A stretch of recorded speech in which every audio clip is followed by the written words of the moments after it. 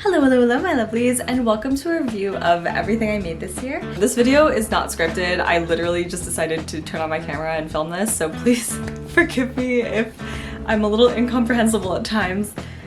I'm not gonna lie, I don't really have much to say for my intro, so let's just get right into it.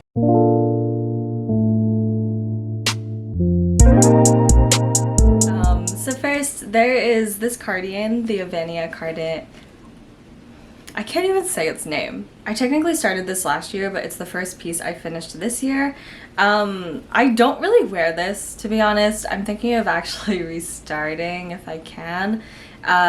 Mostly because I didn't really have that much experience in shaping sleeves or shaping like necklines, so if you can see in this picture, like the neckline is way to the side, which would be nice for a scoop neck, but for a cardigan it's a little bit of a strange choice. Plus with the collar it feels a little bit weird when I'm wearing it, so I would give this a solid 6 out of 10. If I remade it to have the collar a little bit closer to the base of my neck, then I would give it a 7 out of 10. But that all depends on if I actually decide to go and unravel it.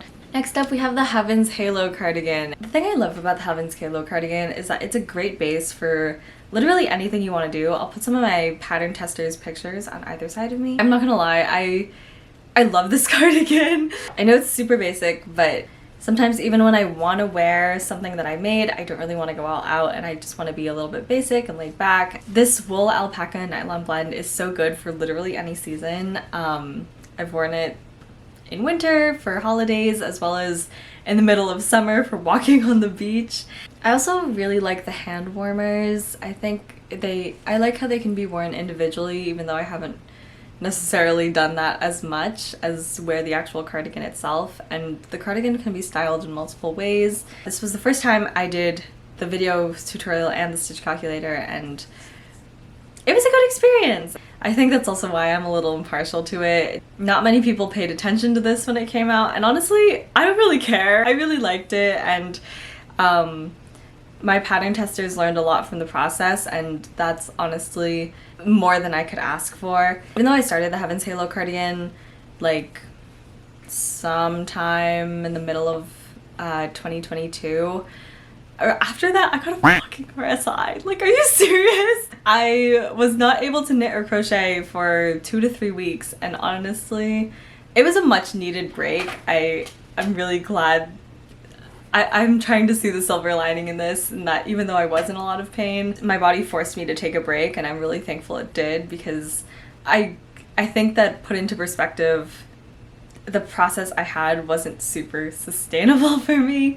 So in the meantime, I finished up some patterns and I made some like cute little felted items. Let me pull some of those. These are in my shop, but I feel like I don't really make them as often or show them off as often because I make them mostly out of scraps. Oh my gosh, look at him, he's so cute! How could anyone not love this? I've only gotten one order of these, which honestly is fine with me because I can keep them all to myself, but I've had sort of an issue with scraps this year because I have not made plushies at all, so I've been trying to figure out what I can do with them, and thankfully since I've been working a lot with natural fibers, I can felt anything. It's just a matter of getting enough fibers to felt into a certain thing I want to make, but that's neither here nor there. So yeah, after I recovered from my RSI, I returned to the knit soleil top, which I had finished in the summer of 2022, but I didn't write a pattern for it until, oh my gosh, like early spring, because I had no idea how to calculate even decreases for both the one shoulder top and the shoulder cap. And I was still learning by the time that I released the pattern, so I wasn't even sure if it was going to be correct, which I kind of feel like I waited a little bit longer to put the pattern out, but I'm really thankful for my pattern testers because their advice basically helped me to adjust any concerns that I had or any mistakes that I made, and so far from what I've seen from my pattern testers and from people who have made the top, it looks really good on everyone and I love it. Would I make adjustments to the pattern in the future based off of the crochet version of the top? Yes, potentially, but I don't think I'm going to go back and adjust it just yet until I see a few more people make it. That said, the crochet soleil top, everybody was excited for this year. Look at her, she's girl bossing. Oh my gosh, I just realized I didn't give ratings for the past like 5 pieces, which you'll see the rating at the beginning. My mistake. I had such a fun time making this. I think something I really liked about it is that it works up super quickly with the Suzette stitch and it's a lot more customizable. I can't speak today. And it's a lot more customizable than the knit top because it can be reversible. You can add certain embellishments to it, which I think a lot of people think this way about crochet, but I can't agree. I just think it's most people crochet a little faster. That's why they might feel that way, but that's just my opinion. If I were to make this again, I wouldn't make it in 100% wool. I honestly just use 100% wool because that's what I had available to me. Surprisingly, the wool I used was still very breathable, especially in the summer when I released the pattern. I don't think I wore this to the Barbie premiere because I don't think I was done in time, but if I did finish in time, I would have worn it. I would give the crochet soleil top a solid 9.5 out of 10 just because I think I realized that for this pattern testing process, the way I write patterns isn't always clear, especially for people who prefer more pictures over paragraphs. For me, I tend to read through all of the instructions 5 times to make sure I've got it, but other people just prefer to follow the instructions one by one and like see the tips beforehand rather than the tips incorporated into the pattern, which that is something I will take into account for my future pattern tests next year. Now I'm just realizing that my list technically isn't in order, but it's okay, it's thematic. Okay, next up we have this top that I knit for Easter. This was a very last minute knit. I started this like a week, 2 weeks before I had to wear it, and it worked up so quickly. The yarn I used is Merino Aria from Rowan. Thank you, Rowan, for gifting me this yarn. I was given this yarn back in December of 2022, but I just got a chance to use it in April-ish, whenever Easter was, I don't really remember. This yarn, listen, I know like it might be out of budget for some people, but this yarn is so worth it. Like, it's a chainette yarn. It doesn't pill at all. And it's so soft. Like, I remember like touching it for the first time and losing my mind. Of course, I might be a little bit biased, but this is purely my opinion. I wouldn't do a sponsorship or a gifted collaboration and recommend you guys something unless I actually used it and cared about it. The next time I have a chance to buy yarn for a project that I need, that's going to be the first yarn that I get, and I'm super excited. Next we have this cardigan, which is inspired by the patadyong. The patadyong is a traditional garment in the Philippines, specifically in the region that my mother is from, which is Iloilo. Iloilo, specifically Miagao, used to be the textile center of the Philippines. I do a full description of what the patadyong is and its significance in this video. I wanted to crochet a piece that was similar to it because over the summer, like, those mesh cardigans were really popular, and I wanted something that was a little bit more significant to me and my culture, especially because around this time I was traveling to the Philippines for the first time since before COVID. I feel I'm very fortunate to have been able to go back and visit my family and my parents' homeland. It was a little bit bittersweet, especially because I played yarn chicken and I lost and I didn't have my yarn to finish it in time for actually wearing it when I was there. But I think working on this piece for the whole month that I was away was very special because For me, it put into perspective why crochet was so popular in the Philippines and how textiles are a huge part of our cultural understanding. I want to go back so badly. Might be going again next year, but I don't know. We'll see. If I go next year, I don't even know what I would do there because I feel like I hit a lot of bucket list things this year, but I do want to be traveling more eventually. That's one of the goals of mine, especially after the events of everything in the second half of the year happened, which we're going to get into now.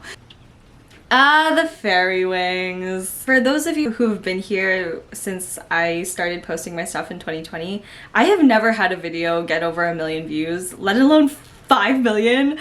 I love these wings. I do put in the comments of this YouTube tutorial that I would have done it a little bit differently if I had the chance to do it again, which I might be doing again, but I cannot reveal the final product until a few months from now. I think around the time I was conceptualizing these back in January or February, a few other people had made some knitted fairy wings as well, so I don't want to take credit for this idea at all. It's just something that I wish I wanted in my my wardrobe, so I made it. I don't claim credit to this whatsoever. That said, I think the reason why it went viral, besides it being a unique wearable piece, was because of the comment sections under that Instagram post. If you know, you know. I don't really want to get into it, but I just think that this tutorial and posting this made me really consider what I wanted to get out of posting to social media and what my boundaries actually were, because I'm all for educating people, but I'm also I also feel very weird about things when people come into my comment sections trying to educate me about something and they're spreading misinformation. If you're curious about the drama that went down, you can click on this highlight in my Instagram profile. I don't really I don't really feel like delving into this topic because I want to leave the past in the past.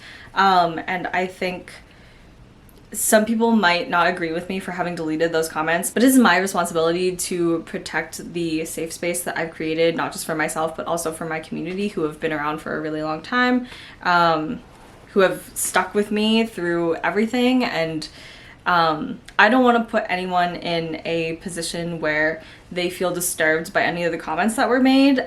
So that's why I decided to take down the threads that were controversial. One of the other things I made for the Michael sponsorship, which didn't end up getting posted until later on, was this knit beach cover up. It was the first time I incorporated beads, specifically pearls, to be knitted into the piece.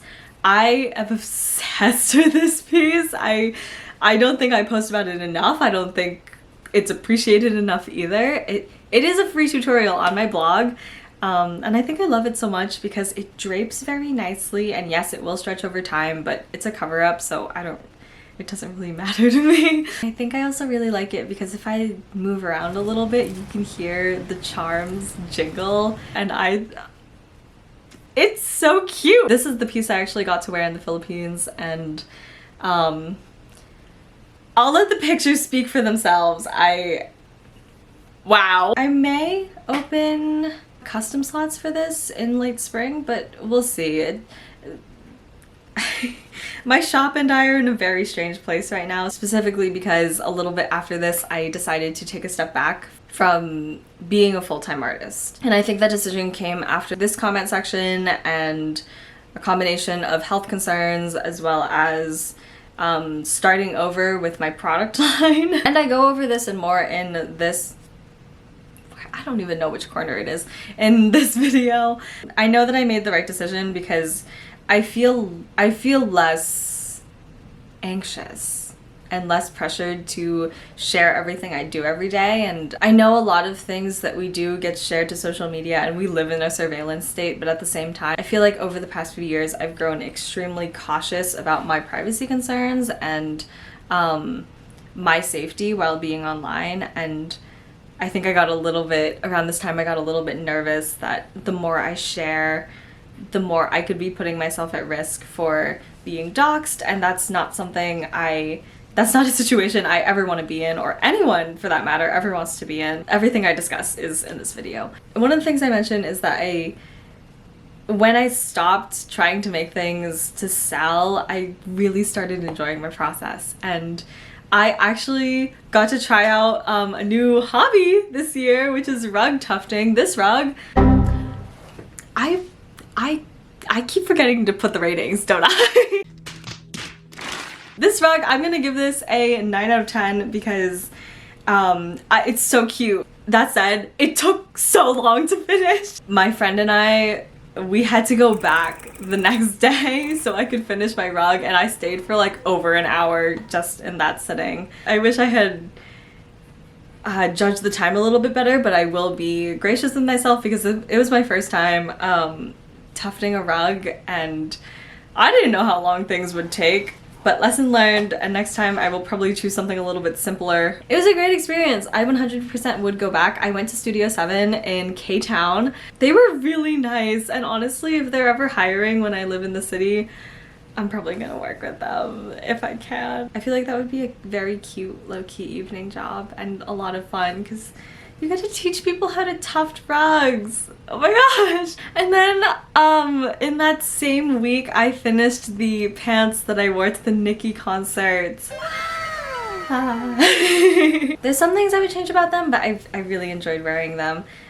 Specifically, I would change the fiber and I would change the structure a little bit. Instead of making like 8x8 squares, I'd probably go with 4x4 squares so it's a little bit more manageable in terms of stretch. I was very worried that all my ends were going to come out and the whole thing was going to fall apart while I was wearing it during concert because I was working on this till like 4 a.m. the day I had to leave for the city, but it was so worth it. And that concert was so good. I 100% would go back or go to Head in the Clouds eventually. I would give this a 9.5 just because I love this so much, and it's going to be my next crochet tutorial, so make sure you're subscribed to catch that because I likely will just be dropping it out of the blue.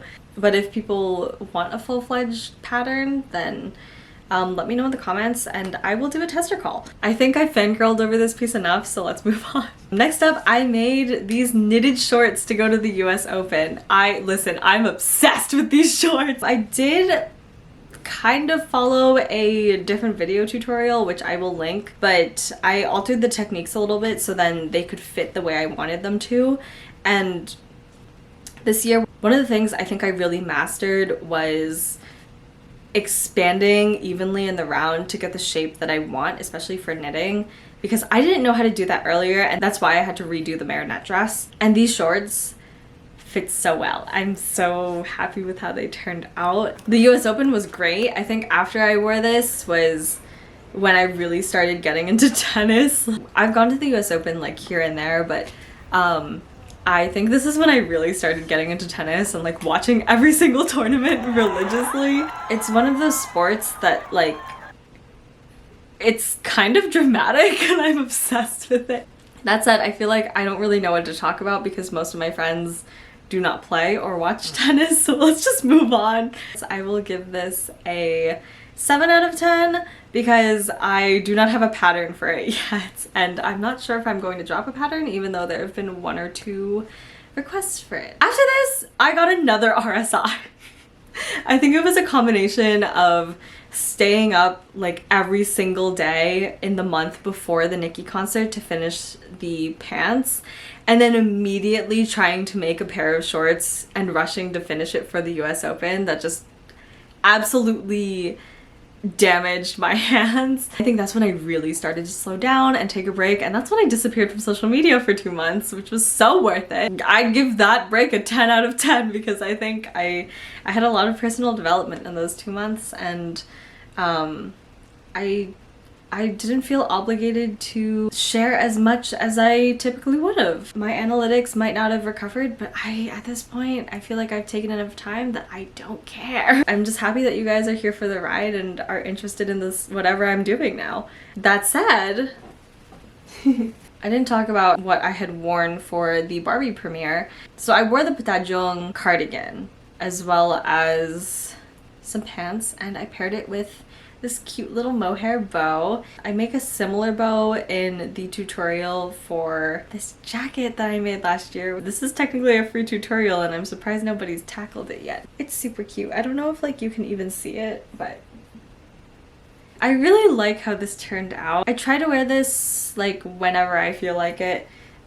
Because one of my goals is to like actually wear the pieces I make rather than just letting them sit in my closet. That said, one of the other things I want to tackle next year is conventions and cosplaying a little bit more because I really like Halloween. I like making my costumes for Halloween, and I think making like cosplay pieces for characters is something that I've always been interested in here and there. My first cosplay was Mikasa, and I was in like 7th or 8th grade, I don't even know, when I made this cosplay, and I did not have any of the materials I needed, so you can imagine how that turned out. I don't have pictures because it was that long ago. I'm pretty sure that one of my middle school friends, she introduced me to Attack on Titan like the week the second episode came out. But that's not the topic of this video, so I give this crochet bow a solid 10 out of 10 because it's adorable. Oh my gosh, I almost forgot to mention another thing. The third thing that I want to do next year that's on my bucket list is to go to a ball. I want to dress up and be a princess. One of the last times I went to a formal event, I wore this, and I was getting comments all night that I looked like a fairy and I looked like a princess, and honestly, just to go to like a formal ball, even if it's not one of the ones in Vienna and it's just one where you dress up as a fairy or it's a fairy tale themed ball, I want to go. I want to go so badly. I would probably wear that bow along with the crown that you see in this picture. Those tickets are a little bit pricey and they sell out so fast. I know that there's one in my area next year, so we'll see if I can get one of those tickets. If not, I'm probably just gonna dress up as a princess for the next con I go to. One of the second to last things I made this year was the Some Bros tapestry, and I mentioned it in the caption of the Instagram post I made, but I was on a date and the guy I was talking to said to me like, oh, if this is your job and this is your business, then what do you do as a hobby? And I was like, I actually don't know how to answer that. My favorite thing to do as a hobby is to support other people and watch other people's content who do similar things as me, and the group that I've been following for probably the longest has been Some Bros. Even before they were together. I started watching Berlizzi back in 2019, and Berlin's a little goofy, but I think Berlin has this grasp on human relationships and perspective on life that I don't see from a lot of YouTubers or people who are trying to make it big online, and I really appreciate Berlin's point of view. Him and his friend group are the most hilarious to watch.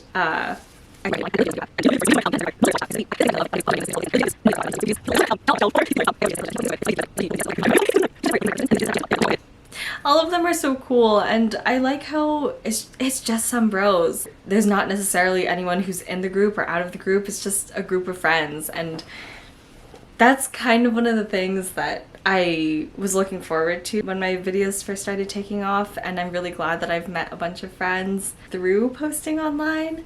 But I think right now where I'm living, I'm kind of a little bit far from everyone, so I'm not really in a position to be filming with friends every day, which is perfectly fine. Someday I know I'm going to find that group that is willing to just come over and hang out, even if we don't film or not. Just being able to go over to each other's houses and hang out, not even stream, but just exist in each other's presence. And that's the goal, honestly. And last but not least for this year, we have the Marinette dress, which you guys already know. I've talked about this dress enough on this channel. I would make it just a tad longer. I would probably use a different fiber. I would not take 9 months to make it.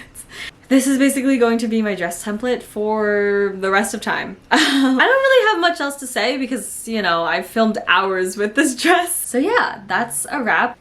I have a lot of plans for next year. I'm planning to take my time because things are starting to look a little bit different for me now. If there's anything you guys would like to see me make in particular, please drop them down in the comments or send me a DM. I have several events next year that I'm not sure what to make for it yet, but I will be putting up some Instagram polls eventually and cooking things up. I'm also planning on making a few more YouTube videos, just not necessarily tutorial based. I don't know what that's going to look like yet, if it's just lifestyle or other random things, but if there are topics that you would like to see me try, I would be happy to cover those. Yeah, I don't think I have anything else to say. I'll see you guys next year. If you enjoyed this video, kindly hit the like and subscribe buttons to join the stitches in our seams, and I will be seeing you next time.